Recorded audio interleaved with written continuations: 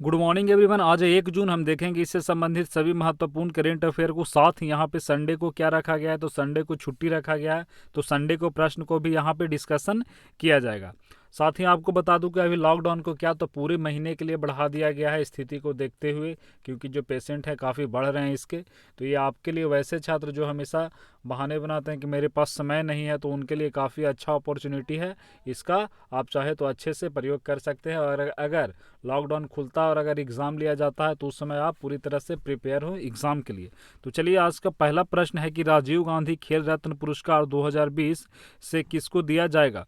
तो दिए जाने की बात की जा रहा है, यानी कि अभी नॉमिनेट किया गया है, अभी नामित किया गया है। तो किनको नामित किया गया, और वो क्रिकेटर की बात की जा रही है। तो यहाँ पे देख सकते हैं ऑप्शन में, तो अभी रोहित शर्मा को 2020 के लिए नॉमिनेटेड किया गया है, नामित किया गया है। किसके द्वारा किया गया है, तो बीसीसीआई के द्वारा किया गया है।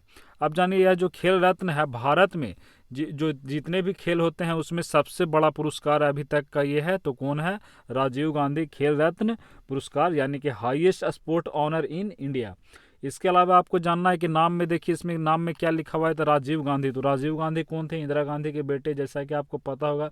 ये भी हमारे पूर्व प्रधानमंत्री रह चुके हैं। इनका कार्यकाल कब से था, तो 1984 से लेकर 1989 तक इनका कार्यकाल था। किनका, तो राजीव गांधी का। तो उन्हीं के नाम पे यह पुरस्कार दिया जाता है। साथ ही आपको ये जानना है कि यह जो पुरस्कार है उसके पहले विजेता कौन थे। तो इसको जो पहले विजेता थे वे विश्वनाथ आनंद, यानी कि जो ग्रैंड मास्टर शतरंज के हैं वही हैं विश्वनाथ आनंद, उनको दिया गया था। और अभी तक क्रिकेट में आपको ये भी जानना है कि क्रिकेट में अगर अभी नामित किया गया है, तो अगर हो सकता है तो 2020 के लिए रोहित शर्मा को मिलेगा। लेकिन अभी तक क्रिकेट में मात्र 3 वैसे व्यक्ति हैं जिन्हें यह पुरस्कार मिला है। तो किन्हें मिला है, सचिन तेंदुलकर को। तो इन्हें कब मिला था, जो सचिन तेंदुलकर जी को 1998 में मिला था। कब मिला था, 1998 में। अब आपको पता होगा 2007 का वर्ल्ड कप हुआ था T20 का। उस समय जो कप्तान कौन थे, तो कप्तान महेंद्र सिंह धोनी थे। तो उनके 1 वर्ष बाद इन्हें मिला था, 2008 में महेंद्र सिंह धोनी को यह पुरस्कार मिला था। और हमारे जो वर्तमान कप्तान हैं इंडियन क्रिकेट के, वे कौन है, विराट कोहली। तो उनको अभी 2018 में मिला था, तो ये भी याद रखना है। साथ ही अभी रोहित शर्मा को कब, तो 2020 के लिए नामित किया गया है। इसके अंतर्गत 7.5 लाख रुपया दिया जाता है, एक प्रशस्ति पत्र दिया जाता है और एक पदक दिया जाता है। साथ ही यह जो पुरस्कार मिलता है वह भारत में कहीं भी, जितने भी राजधानी एक्सप्रेस है, शताब्दी है, उससे फ्री ट्रैवल कर सकते हैं। तो ऐसा आपको इतने सारे पुरस्कार के बारे में जानना है। अब चलिए हम यहाँ पे ये जानते हैं कि यह पिछला बार, यानी कि 2019 में, इससे पीछे पिछला बार रिसेंट में यह अवार्ड दिया गया था। तो किन्हें दिया गया था, तो 2019 में जैसा कि आपको पता होगा दीपा मलिक को दिया गया था और बजरंग पुनिया को। दीपा मलिक पता होगा एथलीट खिलाड़ी हैं, संन्यास लेने की भी घोषणा किए हैं। और बजरंग पुनिया जो कि रेसलर है, कुश्ती करते हैं, उन्हें यह पुरस्कार क्या, तो पिछला बार दिया गया था। कब, तो 2019 के लिए, याद रखना है। अब क्या थे, आज के रोहित शर्मा पे थे। तो थोड़ा हम रोहित शर्मा के बारे में जान लेते हैं कि इन्हें अभी नामित किया गया है राजीव गांधी खेल रत्न पुरस्कार के लिए। साथ ही रोहित शर्मा के बारे में अप्रैल में एक और करेंट अफेयर बताया गया था कि इन्हें दुबई की एक क्रिकेट कोचिंग एकेडमी है, यानी कि दुबई बेस्ट कोचिंग एकेडमी है, क्रिकेट से संबंधित कोचिंग देती है। तो इसके यह क्या चुने गए थे, तो ब्रांड एम्बेसडर चुने गए थे। तो उस कोचिंग एकेडमी का नाम क्या है, तो आपको उसका नाम थोड़ा याद करना है। उसका नाम क्या था, क्रिक किंगडम। तो ये भी जानना है, उसका नाम याद रखिएगा, क्या था, क्रिक किंगडम। अब चलिए हम अगले प्रश्न की ओर बढ़े। तो देखिए अगला प्रश्न काफ़ी इंपॉर्टेंट है। यहाँ पे जितने भी ऑप्शन है उसमें लगभग आप समझ सकते हैं कि यहाँ पे 4 क्वेश्चन अलग से है। चलिए कैसे देख लेते हैं। बताया गया है कि हाल ही में, अभी देख सकते हैं, SAI यानी कि स्पोर्ट अथॉरिटी ऑफ इंडिया के महानिदेशक के रूप में किसका कार्यकाल 2 साल के लिए बढ़ा दिया गया है। तो अभी जो स्पोर्ट अथॉरिटी ऑफ इंडिया है, इसके अंतर्गत संदीप प्रधान का जो कार्यकाल 2 साल के लिए बढ़ा दिया गया। यानी कि आप जान सकते हैं कि जो SIA के महानिदेशक कौन है, तो संदीप प्रधान है। अब चलिए ए में ऑप्शन में क्या है, योगेश गौड़ है, बी में है वीरेंद्र कुमार और डी में है किरणजीत कौर। इन तीनों ऑप्शन से हम समझेंगे ये हाल ही के तीनों करेंट अफेयर हैं। तो चलिए इनके बारे में थोड़ा जानते हैं। ये देखिए जो योगेश गौड़ हैं, इनका हाल ही में निधन हो गया है। ये क्या थे, तो बहुत बड़े गीतकार थे, राजेश खन्ना की फिल्म में भी यह गाना दे चुके हैं। तो इनका नाम याद रखिएगा, कौन, योगेश गौड़। आगे देख सकते हैं वीरेंद्र कुमार, इनका भी हाल ही में निधन हो गया है। जो वीरेंद्र कुमार थे केरल से राज्यसभा सांसद रह चुके थे। इसके अलावा यह जो एक लेखक भी अच्छे रह चुके हैं, पत्रकार भी रह चुके हैं। तो इसके अलावा यह राजनेता के अलावा यानी इन्हें देखिए लेखक के रूप में साहित्य अकादमी पुरस्कार से भी सम्मानित किया गया है। तो यह काफ़ी इम्पोर्टेंट हो जाता है। किन्हें? तो वीरेंद्र कुमार को इनका भी निधन हो गया है। और चौथा ऑप्शन था वहाँ पे क्या था? किरणजीत कौर। तो जैसा कि आप देख सकते हैं कि जो किरणजीत कौर है उन्हें वाडा ने यानी कि वर्ल्ड एंटी डोपिंग एजेंसी ने इन्हें क्या तो 4 साल के लिए बैन कर दिया गया है, चूँकि यह ऐसे जो वाडा के नियमों का उल्लंघन किए हैं इन्होंने। तो किरणजीत कौर को अभी क्या कर दिया गया है? तो बैन कर दिया गया है। तो देखिए ऑप्शन के माध्यम से यहाँ पर डिटेल बताया गया। अगला प्रश्न है कि किस राज्य सरकार ने राज्य में वापस लौटकर आने वाले प्रवासियों के लिए मुख्यमंत्री स्वरोजगार योजना का शुभारंभ किया है? तो देख सकते हैं ऐसा किसके द्वारा किया गया है? मुख्यमंत्री स्वरोजगार योजना। तो यह उत्तराखंड के द्वारा किया गया है। अब चलिए ऑप्शन बताएगा उत्तराखंड। अब थोड़ा देख लेते हैं उत्तराखंड को। देखिए यही है उत्तराखंड। उत्तराखंड का लोकेशन आप देख रहे होंगे, इसकी सीमा कहाँ से लग रही है? ऊपर में देख सकते हैं हिमाचल प्रदेश है। फिर इधर आ जाइए तो इसकी सीमा देख लीजिए, उत्तर प्रदेश से लग रही है। तो चलिए हम थोड़ा और उत्तराखंड के बारे में जानते हैं। तो उत्तराखंड के बारे में आपको पता होगा कि इसका गठन कब हुआ था? तो इसका गठन 9 नवंबर 2000 को हुआ था। यहाँ के सीएम कौन है? तो यहाँ के सीएम त्रिवेंद्र सिंह रावत है जो कि बीजेपी से है। और यहाँ के गवर्नर यहाँ के जो गवर्नर हैं, राज्यपाल हैं, वह बेबी रानी मौर्य हैं। अब चलिए यहाँ के थोड़ा हम नेशनल पार्क के बारे में जान लेते हैं। कौन कौन से मुख्य नेशनल पार्क हैं जिनसे प्रश्न पूछे जाते हैं। तो पहला नेशनल पार्क आपको याद रखना है यहाँ का सबसे पहले जिम कॉर्बेट नेशनल पार्क, जो भारत का सबसे पहला नेशनल पार्क था, जिसकी हम कह सकते हैं स्थापना कब हुई थी? तो 1936 में। चूँकि यह भारत का सबसे पहला था तो यह इंपॉर्टेंट हो जाता है। कौन सा नेशनल पार्क है? Jim Corbett national park. Second one आपको याद रखना है, देखिए ये वाला नाम आपको याद रखना है, चिल्ला राष्ट्रीय उद्यान यानी कि चिल्ला नेशनल पार्क। तो चिल्ला नेशनल पार्क को ही क्या कहा जाता है? राजा जी नेशनल पार्क कहा जाता है। हमारे स्वतंत्रता सेनानी रह चुके हैं राजा जी, उन्हीं के नाम पे है। तो ये भी आपको याद रखना है, चिल्ला नेशनल पार्क या राजा जी नेशनल पार्क। तीसरा आपको याद रखना है गोविंद पशु विहार। कौन सा? तो गोविंद पशु विहार आपको याद रखना है कि जो गोविंद पशु विहार नेशनल पार्क है वह कहाँ है? तो उत्तराखंड में है। इसके अलावा आपको याद रखना नंदा देवी, तो आपको याद ही होगा। और वैली ऑफ फ्लावर्स यानी कि फूलों की घाटी नेशनल पार्क, तो ये भी आपको पता होगा फूलों की घाटी कहाँ है? तो यह उत्तराखंड में है। अब हम चलिए यहाँ पे आगे बढ़ते हैं। तो अगले प्रश्न में यहाँ पे देखिए जैसा कि बताया गया है कि किस राज्य के आईएनएस कलिंगा ने मिसाइल पार्क अग्निप्रस्थ की आधारशिला रखी है? तो किस राज्य ने रखा? तो आप देख सकते हैं यहाँ पे जो ऑप्शन है या विशाखापट्टनम में रखा गया है। तो विशाखापट्टनम कहाँ है? आंध्र प्रदेश में है। जैसा कि आप देख सकते हैं कि आंध्र प्रदेश के विशाखापट्टनम में स्थित नेवल बेस आईएनएस कलिंग ने मिसाइल पार्क अग्निप्रस्थ की आधारशिला रखी है। यह क्या है? तो अग्निप्रस्थ मिसाइल पार्क को 1981 से काम कर रहे नौसेना के आईएनएस कलिंगा के सभी अधिकारियों, नाविक और सहयोगी स्टाफ को समर्पित किया गया है। यह जो आईएनएस कलिंगा इसे 2018-19 के लिए प्रतिष्ठित यूनिट पुरस्कार भी जीत चुका है। अब क्या है यह आईएनएस जो मिसाइल जो अभी बनाया गया अग्निप्रस्थ मिसाइल पार्क जो आईएनएस कलिंगा के अंतर्गत है? इसके अंतर्गत क्या है? तो इस पार्क का निर्माण आईएनएस कलिंगा के बारे में जानकारी देने के लिए किया जा रहा है। और इसके अंतर्गत एक सोलर फोटोवोल्टिक संयंत्र भी लगाया गया जिसमें 2 मेगावाट का 2 मेगावाट का उससे बिजली उत्पन्न करेगा। तो किससे? तो सोलर से रिलेटेड। अब आपको ये भी जानना है कि यह जो पार्क लगाया गया है वहाँ पे जितने भी इसके पुराने पड़ गए हैं पार्ट, वहाँ पे उससे नए नए तकनीक विकसित किए जाएंगे और लोगों को जागरूक किया जाएगा अन्य इसके उपकरण के बारे में, जहाँ पे छात्र भी जा सकते हैं या कोई लोग जो इस प्रति ज़्यादा उत्सुकता रखते हैं वहाँ पे जाके घूम सकते हैं वहाँ पे और ऐसे जान सकते हैं। तो यह एक पार्क के तौर पे विकसित किया गया है। तो यह कहाँ किया गया ये आपको याद रखना है। जो हमारा कौन सा जोन है? तो आप समझ सकते हैं जो हमारा ये बात किया जा रहा है जो किसके बारे में? तो यह आंध्र प्रदेश के बारे में बात किया जा रहा है। तो आंध्र प्रदेश हमारा किस तरफ है? तो पूर्वी तरफ है। तो आपको याद रखना है कि जो हमारी भारतीय नौसेना है उसकी पूर्वी कमान के द्वारा किया गया है। तो ये भी आपको याद रखना है कि इसके द्वारा, तो पूर्वी कमान के द्वारा। तो यहाँ से ये रिलेट के याद रखना है। पश्चिमी भी ऑप्शन में डाला जा सकता है। तो यहाँ पे आप 2-3 तरीके से इसे रिलेट करके याद कर सकते हैं। अगला प्रश्न है कि हाल ही में अंतर्राष्ट्रीय एवरेस्ट दिवस कब मनाया गया? तो ऑप्शन देख सकते हैं अंतर्राष्ट्रीय एवरेस्ट दिवस।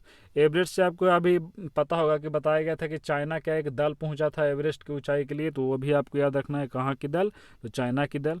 तो एवरेस्ट दिवस कब मनाया गया? तो यह 29 मई को मनाया गया। तो जैसा कि आप देख सकते हैं यहाँ पर कि इसी दिन 29 मई को तेंजिंग नोर्गे और न्यूजीलैंड के एडमंड हिलरी ने माउंट एवरेस्ट पर पहली बार चढ़ाई किया था। तो पहली बार किए थे, तो ये इंपॉर्टेंट हो जाता है। तो आपको ये याद रखना है कि माउंट एवरेस्ट पर पहली बार चढ़ाई करने वाले व्यक्ति कौन थे, तो एडमंड हिलरी। साथ ही उनके साथ कौन थे, तो तेंजिंग नोर्गे। तो इन दोनों का नाम आपको याद रखना है।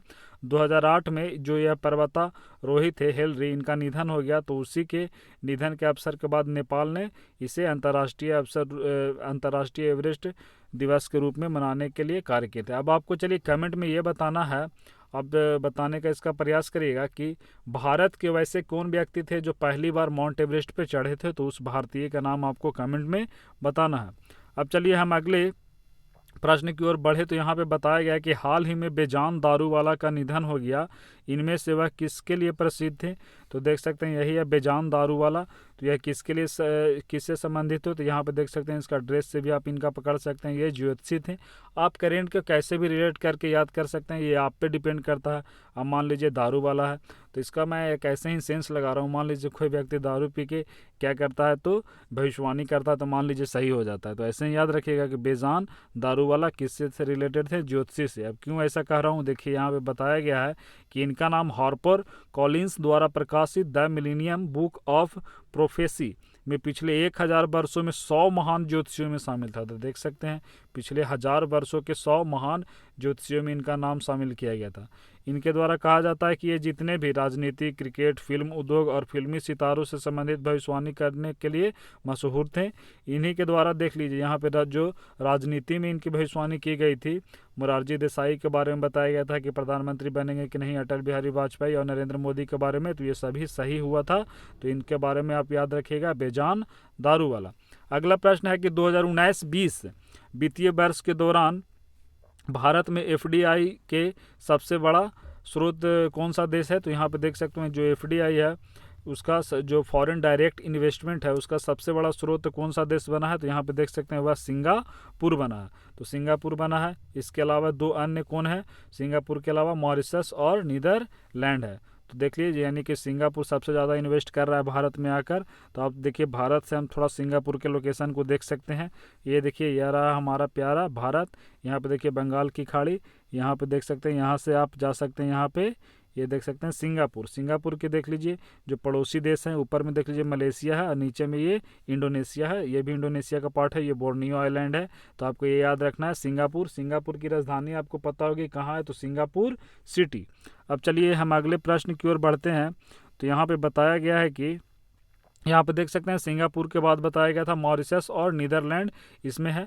नेक्स्ट प्रश्न है कि प्रतिवर्ष 28 मई को मनाए जाने वाले विश्व मासिक धर्म स्वच्छता दिवस। तो आपको यह याद रखना है कि विश्व मासिक धर्म स्वच्छता दिवस कब मनाया जाता है, तो यह 28 मई को मनाया जाता है। तो इस बार जो मनाया गया उसका थीम क्या था, तो ये थीम काफ़ी इंपॉर्टेंट हो जाता है। तो क्या है, पीरियड्स इन पैंडेमिक। एपिडेमिक है ऑप्शन में, तो एपिडेमिक नहीं है, तो क्या पैंडेमिक है। पैन मीन्स क्या होता है, संपूर्ण का सेंस होता है, यानी कि पैन इंडिया कहें तो पूरा भारत में, समझ गए। तो वही पैंडेमिक अभी एक बीमारी है पूरा विश्व में फैला हुआ, तो आप इसे ऐसे समझ सकते हैं। अब चलिए हम यहाँ पे अगले प्रश्न की ओर बढ़े। तो बताया जा रहा है कि विश्व तंबाकू निषेध दिवस कब मनाया गया। तो यह जान सकते हैं कि जो विश्व तंबाकू हमारे शरीर के लिए काफ़ी क्या होता है, तो नुकसानदेह होता है। अगर आप सिगरेट का सेवन करते हैं या किसी चीज़ का सेवन करते हैं तो वो आपको शरीर के इम्यूनिटी सिस्टम को कमज़ोर करता है। तो इसके लिए यह जो दिवस है तंबाकू को रोकने के लिए कब मनाया गया, तो 31 मई को मनाया गया। तो ये आपको याद रखना है। इसका थीम देख लीजिए, थोड़ा बड़ा है, तो आपको याद रखना है कि इसका थीम क्या है। यहाँ पर देख सकते हैं protecting youth from industry manipulation and preventing them from tobacco and nicotine use. तो देख सकते हैं यह इसका इस बार का थीम है। अगला प्रश्न है कि ब्रिक्स के टैक्स प्राधिकारियों का बैठक की मेज़बानी किस देश ने की है। तो जैसा कि आपको बताया गया था ब्रिक्स के बारे में एक डिटेल वीडियो बनाकर कि इस बार जो ब्रिक्स का सम्मेलन है कहाँ होने वाला था, तो रूस में होने वाला था। तो इसीलिए इस प्रकार के जितने भी मेज़बानी करेगा तो कौन करेगा, रूस यानी कि रसिया करेगा। ब्रिक्स के बारे में तो आपको पूरा डिटेल आपको पता ही होगा कि पहले इसे ब्रिक नाम से जाना जाता था, जिसमें 4 देश थे, ब्राज़ील, रसिया, इंडिया और चाइना।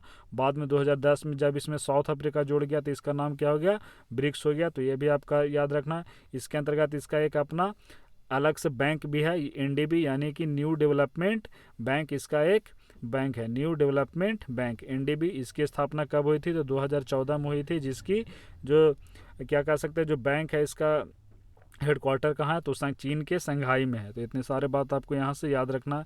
अगला प्रश्न है कि के फोन, याद देख सकते हैं KFON, इसका फुल फॉर्म जैसा कि आपको पता होगा क्या होता है?